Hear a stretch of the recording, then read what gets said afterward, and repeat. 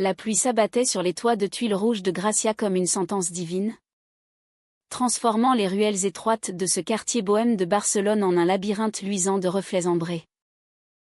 Alice trébucha sur une flaque, son cœur battant la chamade, tandis qu'un cri perçant non. Un sanglot étouffé traversa l'air chargé d'humidité. « Pourquoi moi ? Pourquoi maintenant ?» murmura une voix féminine. Brisée. Juste derrière la porte du garage entr'ouverte, où une ampoule solitaire clignotait comme un œil agonisant. Et là, dans l'ombre humide, Alice vit Chloé. Sa voisine hétéro aux courbes généreuses et au sourire forcé des dimanches familiaux. Agenouillée sur le sol de béton, les mains tremblantes serrées autour d'une photo froissée d'un homme au regard absent. Alice n'avait jamais imaginé que ce simple appel à l'aide. « Alice, tu t'y connais en bricolage ? Ma lumière de garage est morte. Et avec cette satanée pluie, je n'y vois plus rien pour sortir, la voiture mènerait à cela. » C'était un soir d'automne ordinaire. 3 semaines plus tôt, quand Chloé, 32 ans, mariée à un architecte distant nommé Marc, avait frappé à sa porte avec ce regard implorant qui trahissait déjà les fissures invisibles de sa vie. Alice, 35 ans, célibataire assumée dans un monde qui la tolérait à peine, avait ri nerveusement, essuyant ses mains sur son jean usé. Bien sûr. Chloé. Donne-moi 5 minutes. Je prends mon tournevis. Elles étaient voisines depuis 2 ans dans cette maison mitoyenne aux murs ocre, perchée sur une colline surplombant le parc Güell, où les mosaïques de Gaudí semblaient murmurer des secrets aux âmes égarées. Alice, graphiste freelance aux cheveux courts et aux yeux verts perçants, vivait entourée de toiles inachevées et de livres de Simone de Beauvoir empilés comme des remparts contre la solitude. Chloé, enseignante de littérature française dans une école privée, incarnait l'idéal bourgeois, robe fluide, rire poli, et un mari qui rentrait tard des chantiers de la Sagrada Familia. Ce soir-là, sous la pluie torrentielle qui martelait le toit du garage comme un reproche, Alice grimpa sur l'escabeau branlant, ses muscles tendus sous sa chemise à carreaux. L'ampoule était grillée. Bien sûr. Mais le câblage pendait comme des veines sectionnées. Tiens la droite. Chloé, avait-elle dit. Sa voix rauque trahissant une attirance qu'elle s'efforçait d'ignorer. Les doigts de Chloé effleurèrent les siens en stabilisant l'échelle. Un contact fugace qui envoya une décharge électrique le long de l'échine d'Alice. Merci. Alice. Sans toi, je serais perdue. Le ton était léger. Mais les yeux bleus de Chloé, ourlés de cils humides, s'attardèrent un instant de trop.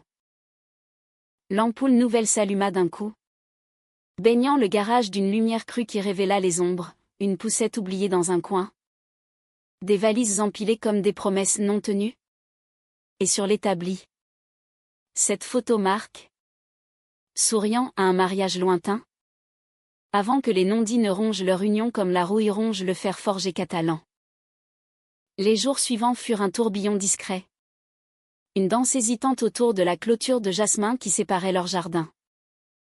Alice se surprit à arroser ses plantes plus tard que d'habitude, guettant le rire de Chloé qui réprimandait son fils de 5 ans, Lucas, pour avoir renversé du sable sur les dalles. Maman, regarde. Un château pour les reines, criait l'enfant. Et Chloé, agenouillée dans la terre, répondait d'une voix chantante, oui. Mon trésor. Mais les reines ont besoin de tours solides.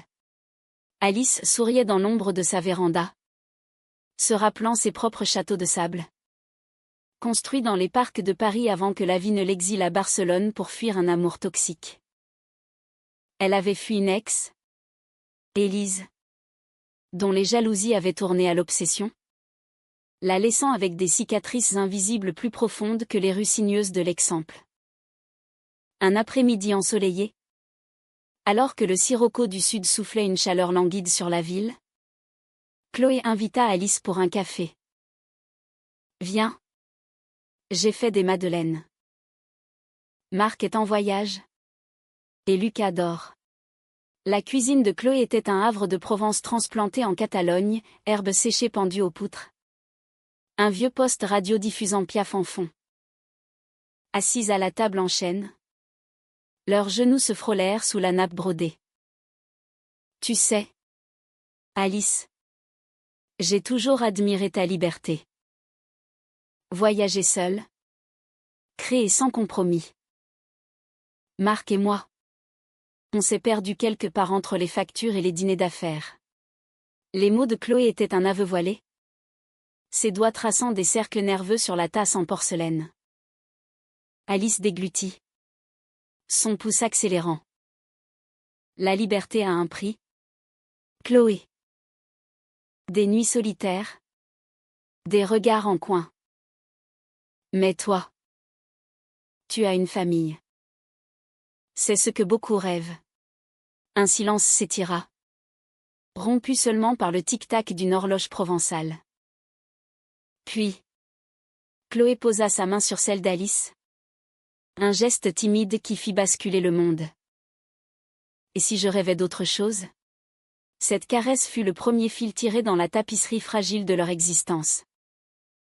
Les soirées se muèrent en confidences chuchotées par-dessus la clôture, Chloé avouant les absences de Marc, ses doutes sur son rôle de mère parfaite, son enfance étouffante dans une petite ville du Languedoc où les filles comme il faut ne questionnaient pas leur destin.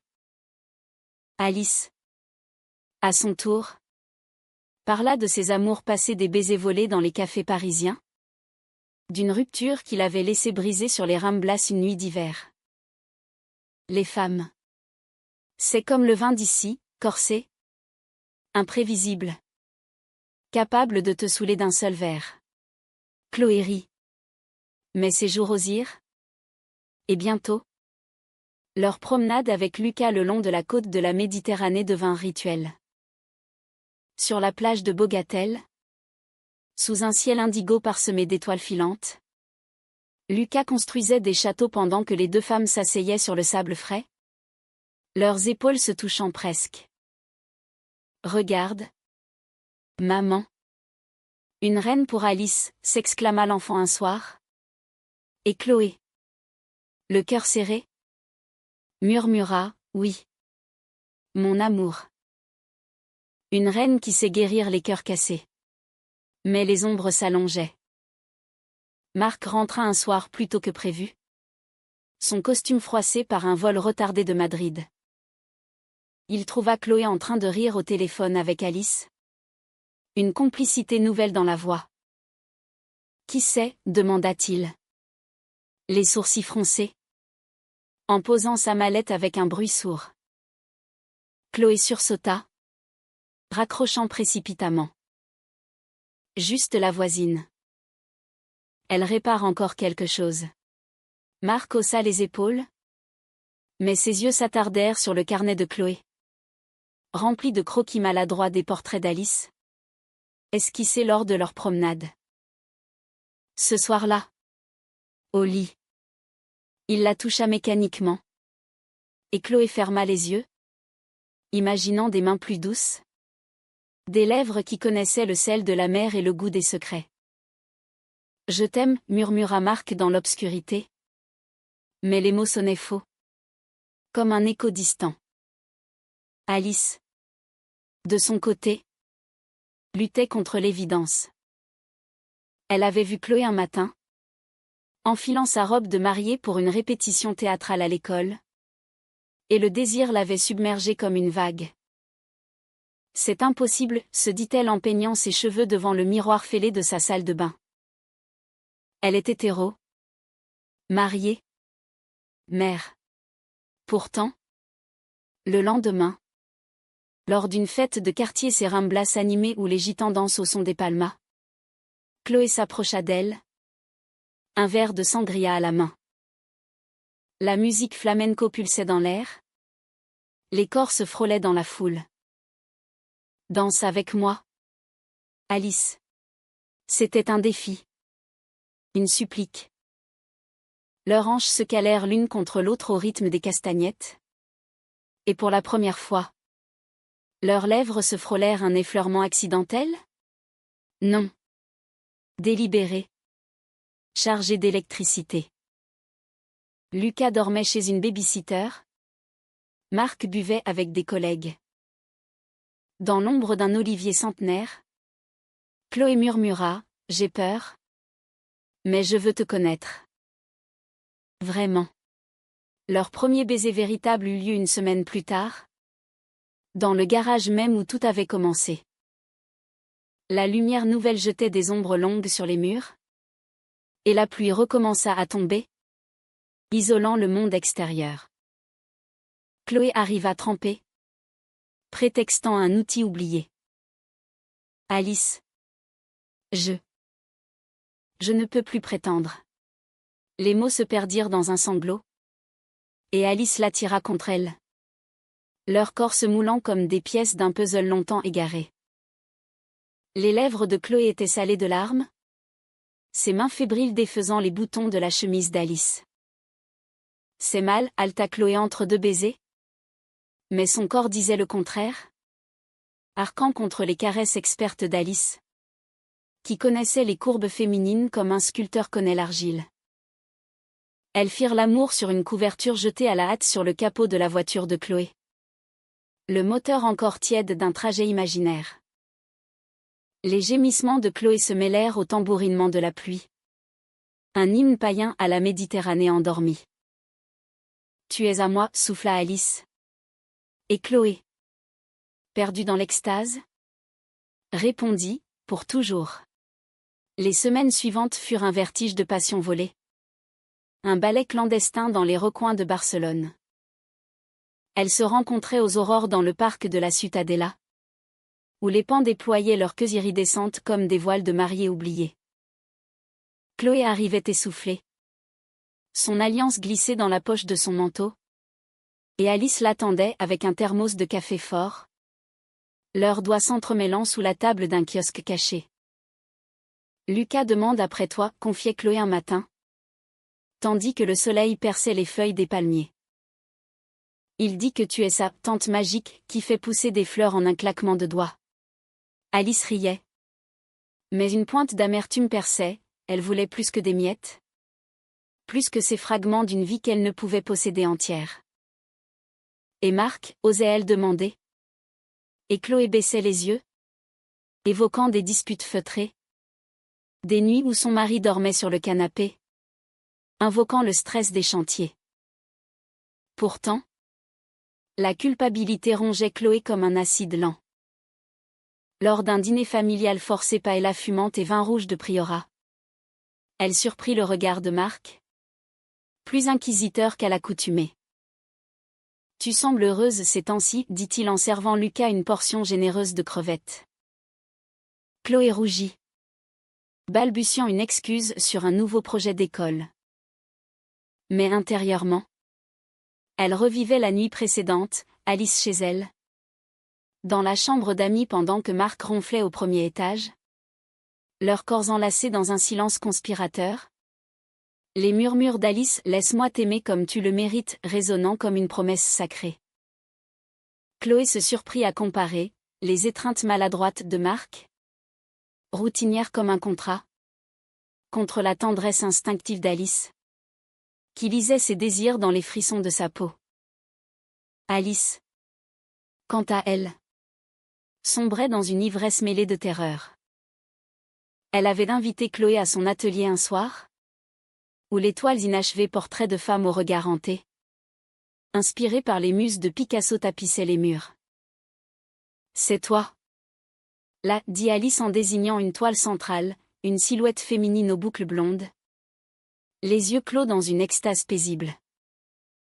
Chloé effleura la peinture du bout des doigts. Émue. C'est beau. Triste. Mais beau. Elles burent du cava rosé? Et bientôt, les pinceaux devinrent prétexte à des caresses, Alice traçant des traits de couleur sur les épaules nues de Chloé, qui riait aux éclats avant de se taire, submergées par un désir primal. Elles firent l'amour sur le sol jonché de toiles. Le corps de Chloé arqué comme une vague. Ses cris étouffés dans l'oreiller brodé. Je ne peux pas vivre sans ça, avoua Chloé après. Levée contre Alice. Le cœur battant au rythme des sirènes lointaines du port. Mais les fissures apparurent lors d'une escapade secrète à Sitges. La ville arc-en-ciel nichée sur la côte. Elles s'y rendirent en train. Prétextant pour Chloé un week-end entre amis avec une collègue imaginaire. La mer était d'un bleu cobalt. Les rues pavées vibraient au son de guitare flamenca. Elles se promenèrent main dans la main, un geste osé. Libérateur le long de la promenade maritime. S'arrêtant pour un helado à la pistache chez un glacier familial. Imagine si on pouvait rester ici pour toujours, soupira Chloé. Sa tête sur l'épaule d'Alice tandis que le soleil se couchait en traînées orangées. Alice l'embrassa doucement. Mais une ombre passa dans ses yeux verts. Et Lucas? Et ta vie? Chloé se raidit. Le regard perdu vers l'horizon. Je sais. Mais avec Marc? C'est mort.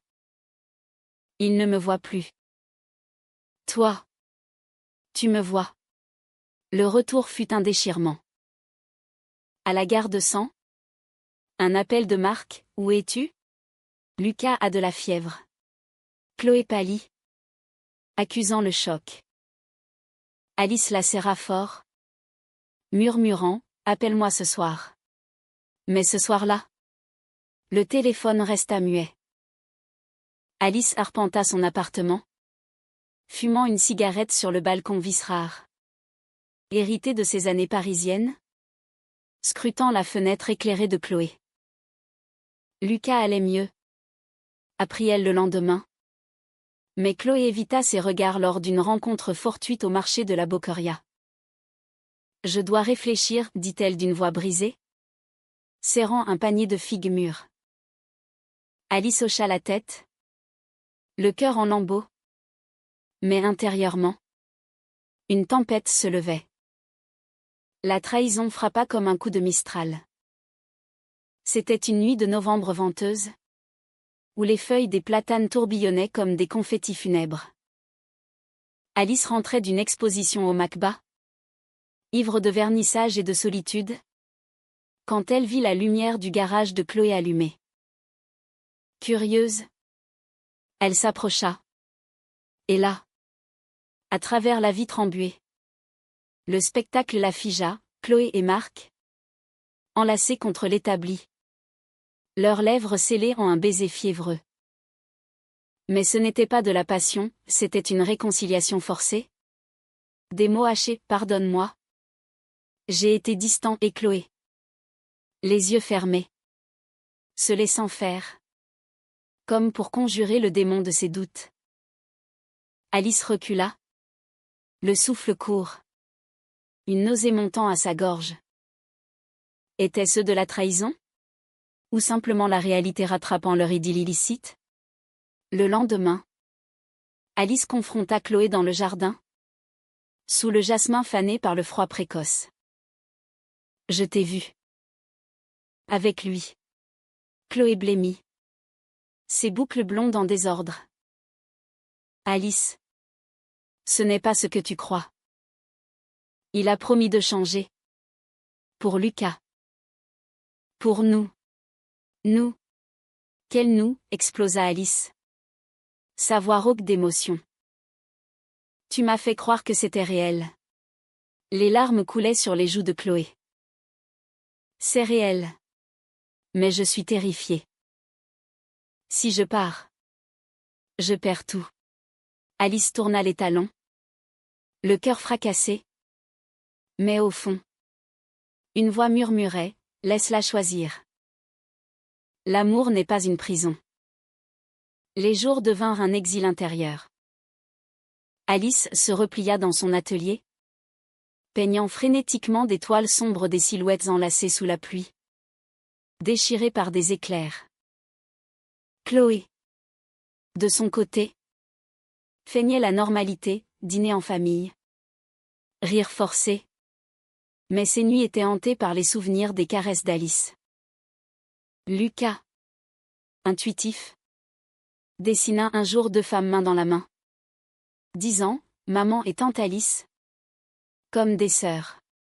Chloé pleura en cachette, serrant l'enfant contre elle. Le conflit culmina lors d'une tempête biblique. Fin novembre. La pluie s'abattit sur Barcelone comme les larmes d'un dieu offensé, inondant les ruelles et coupant l'électricité. Marc était à Valence pour un projet. Lucas chez une grand-mère. Chloé, seule, frappa à la porte d'Alice à minuit. Trempée jusqu'aux os, sa robe rouge collant à sa peau comme une seconde peau. Je ne peux plus, sanglota-t-elle, s'effondrant dans les bras d'Alice. J'ai essayé de le sauver. Nous. Mais c'est toi que j'aime. Elles s'embrassèrent sous la véranda. Un baiser désespéré, salé de pluie et de regret. Puis, dans la chambre d'Alice, éclairée par une bougie vacillante, elles se donnèrent l'une à l'autre avec une urgence nouvelle, comme si c'était la dernière fois. Les corps entrelacés. Chloé murmura contre la peau d'Alice, « Promets-moi qu'on s'en sortira. » Mais le destin, cruel comme un dramaturge grec, intervint. Au petit matin, alors que la pluie s'apaisait en une bruine mélancolique, un appel, Marc, rentrant plus tôt, avait trouvé les valises de Chloé, celles qu'elle avait discrètement préparées. La dispute qui suivit fut un ouragan, cris, accusations, la vérité éclatant comme une ampoule grillée. C'est elle, n'est-ce pas? La voisine, hurla Marc. Et Chloé, le visage ruisselant, avoua tout. Oui. Et je pars. Le divorce fut un calvaire bureaucratique. Un lent démantèlement d'une vie construite sur des sables mouvants. Marc, d'abord furieux, sombra dans une rage contenue des appels nocturnes où il suppliait Chloé de repenser à Lucas, invoquant les souvenirs de leur lune de miel à Séville, sous les orangers en fleurs. Chloé, logée temporairement chez une amie à l'Eixample, passait ses journées à l'école, souriant mécaniquement aux élèves qui récitaient Baudelaire. Mais ses nuits étaient des veilles anxieuses, le téléphone greffé à la main pour les nouvelles d'Alice. Elle se voyait en secret, un café volé au Sant-Anthony, où les hipsters barbus sirotaient des infusions artisanales, une balade nocturne le long du fleuve Bézo, où les lumières de la ville dansaient sur l'eau comme des promesses brisées. Alice, fidèle à sa nature farouche, avait érigé des murs. « Prends ton temps, disait-elle lors de leur rare rencontre, sa voix teintée d'un accent parisien qui trahissait sa fatigue. Mais intérieurement, elle doutait, et si Chloé revenait en arrière? Et si l'attrait de la normalité l'emportait? Elle se réfugia dans son art, exposant une série de toiles au CCCB, Amour interdite, où des figures féminines émergeaient des ombres catalanes, leur regard implorant une rédemption. La critique, dans El Periódico, parla d'une sensibilité à la fois virgilienne et contemporaine. Un cri pour l'émancipation queer en terre hispanique. Alice sourit amèrement, c'était Chloé qui l'avait inspirée. Chloé dont le portrait central, voilé d'une mousseline translucide, attirait les murmures des visiteurs. Lucas, le petit cœur innocent, fut le pivot du tourment. Chloé le récupérait les week-ends, et l'enfant, sentant la fracture, s'accrochait à elle avec une férocité touchante. « Où est tante Alice ?» demandait-il lors d'un pique-nique au parc de Montjuic.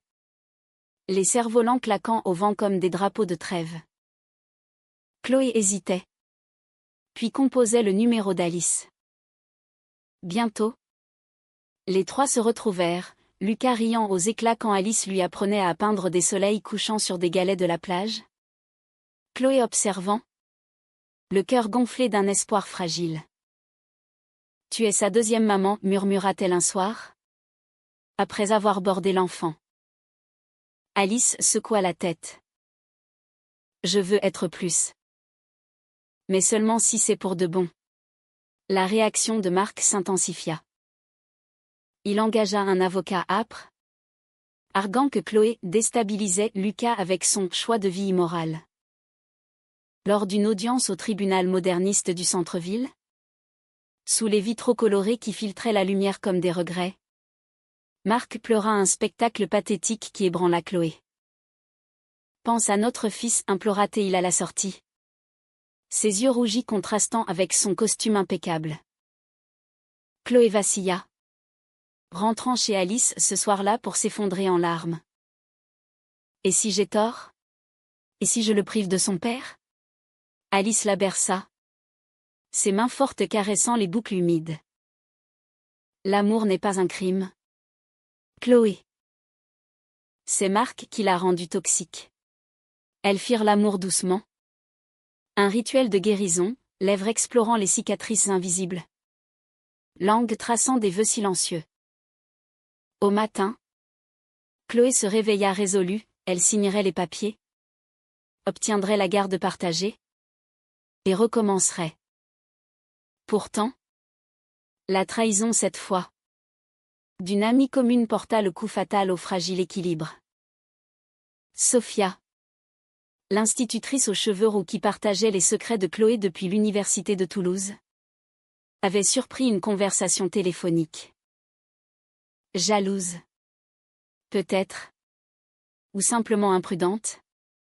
Elle glissa un mot à Mark lors d'une soirée caritative, Chloé semble épanouie avec sa voisine. Mark, déjà à fleur de peau, explosa. Il débarqua chez Alice un soir d'hiver glacial, ivre de vin et de rage, martelant la porte jusqu'à ce que les voisins sortent sur leur balcon. Sortez-la. Cette lesbienne qui détruit ma famille, hurla-t-il. Son poing heurtant le bois. Alice, pâle mais déterminée, ouvrit la porte, son corps formant un rempart. Partez, Mark, ou j'appelle la police. Chloé, alertée par un appel paniqué, arriva en taxi, suppliant son ex-mari de se calmer. Lucas, réveillé chez la baby-sitter voisine, assista à la scène depuis une fenêtre, son père en larmes, sa mère en pleurs, et Alice, statue impassible. Les conséquences furent un chaos émotionnel. Mark entama une procédure pour la garde exclusive, accusant Chloé d'instabilité morale. Les tabloïds locaux, friands de scandales domestiques, titrèrent « Drame familial à Gracia, une enseignante abandonne mari et fils pour une artiste queer ». Chloé, humiliée, se replia, annulant leur rendez-vous. Alice, blessée par ce silence, erra dans les rues de Barcelone comme un fantôme, la Rambla bondée lui sembla un exil. Les fontaines de la Plaça Royale des fontaines de regret. Elle écrivit une lettre des pages froissées, imprégnée d'encre et de désespoir. Chloé, si l'amour signifie te perdre, alors je te rends ta liberté. Mais sache que mon cœur est ton garage, une lumière vacillante, attendant ton retour. Le point de non-retour survint lors d'une médiation familiale, dans un bureau aseptisé du quartier de l'Ensanche. Lucas, assis entre ses parents, dessina nerveusement sur un bloc-notes, 2 maisons côte à côte, reliées par un pont fragile. Je veux tout le monde ensemble, dit-il d'une voix chevrotante.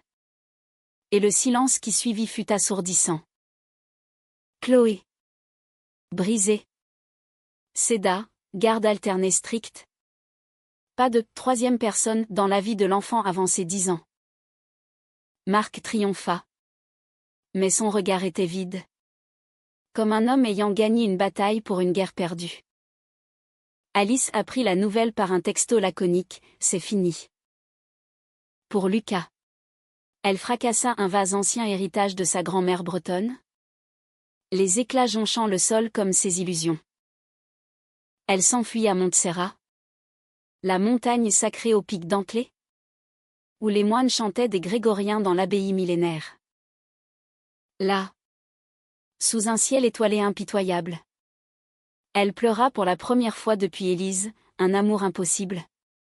Une trahison par omission. La peur de Chloé plus forte que leur passion. De retour à Barcelone. Une semaine plus tard. Alice trouva une enveloppe sous sa porte, la lettre de Chloé. Mirorine la sienne. Alice. J'ai trahi non pas toi. Mais moi-même. Marc m'a offert la sécurité. Mais toi. La vie. Attends-moi. Un jour. Quand Lucas grandira. Je frapperai à ta porte pour réparer cette lumière brisée. Alice serra le papier contre son cœur. Un sourire amer aux lèvres. L'hiver s'installait. Les vents du nord charriant des flocons rares sur la ville méditerranéenne. Les mois s'écoulèrent comme un vin aigre. Un tempranillo vieillit trop longtemps. Alice reprit son souffle dans la routine, commande de logos pour des startups du 22 arrobas. Soirée solitaire avec des recueils de Marguerite Duras. Dont les phrases ciselées « L'amour est une épreuve » résonnaient comme des oracles. Elle évitait Gracia. Déménageant ses habitudes vers Poblenou. Où les entrepôts reconvertis en loft abritaient une communauté queer effervescente, bar à drag queens. Atelier de sérigraphie féministe. Là. Elle flirta éphémèrement une danseuse tatouée nommée Leia. Aux lèvres pulpeuses et au rire contagieux. Mais son cœur restait ancré. Un phare dans la brume catalane. Chloé. Prisonnière de sa décision. Naviguait un mariage zombie. Marc. Victorieux sur le papier. Sombra dans l'apathie, dîner muet. Nuit séparée par un mur de silence. Lucas. Sensible comme un roseau. Alternait entre joie enfantine et crise de larmes inexplicables.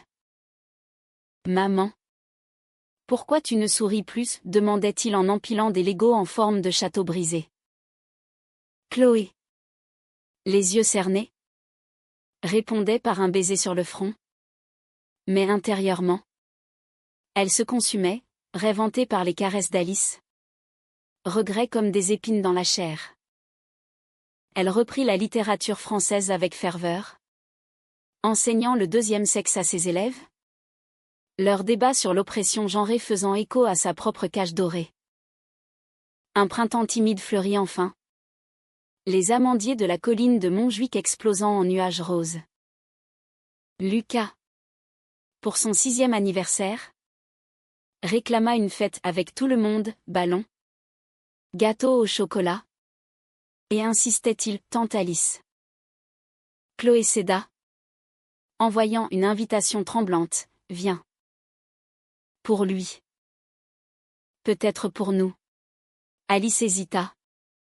Froissant le carton coloré. Mais le visage de l'enfant pur. Innocent l'emporta. La fête eut lieu dans le jardin mitoyen. Sous un soleil complice. Lucas courait entre les invités.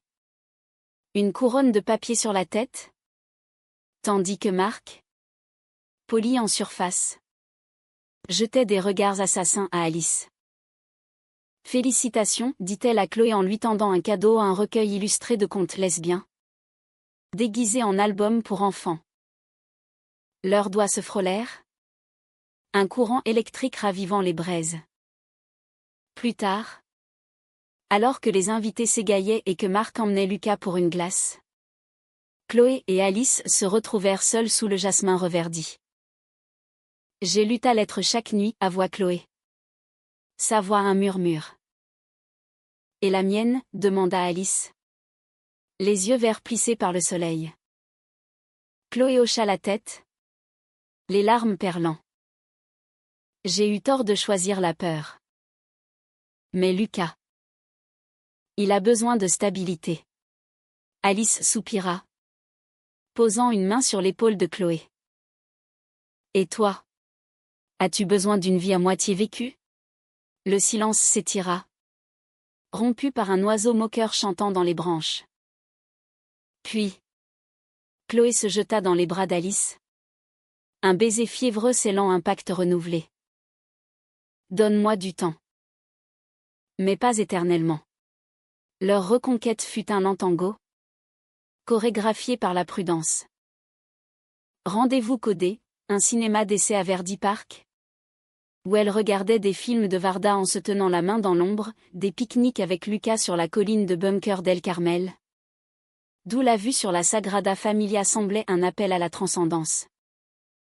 Marc, sentant le vent tourner, tenta une contre-attaque, thérapie de couple imposée, où un psychologue bienveillant mais myope disséquait leur dysfonctionnement. Chloé y alla. Par loyauté résiduelle? Mais ses réponses étaient des mensonges polis. Son esprit ailleurs avec Alice.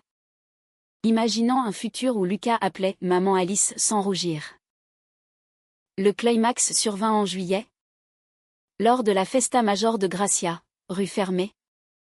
Géants en carton-pâte dansant au son des sardanes. Feux d'artifice illuminant le ciel comme des déclarations d'amour. Chloé. Déguisée en fée catalane avec des ailes iridescentes. Surprit Alice au milieu de la place. Entourée d'amis queer. Danse avec moi, dit-elle. Tendant la main. Marc, présent pour Lucas, assista à la scène, sa femme ex-femme en attente tournoyant avec Alice. Leur rire mêlé au cœur des castagnettes. Une fureur sourde monta. Et il s'approcha, attrapant le bras de Chloé. Assez. Pense à notre fils. La foule s'écarta. Un cercle de témoins silencieux.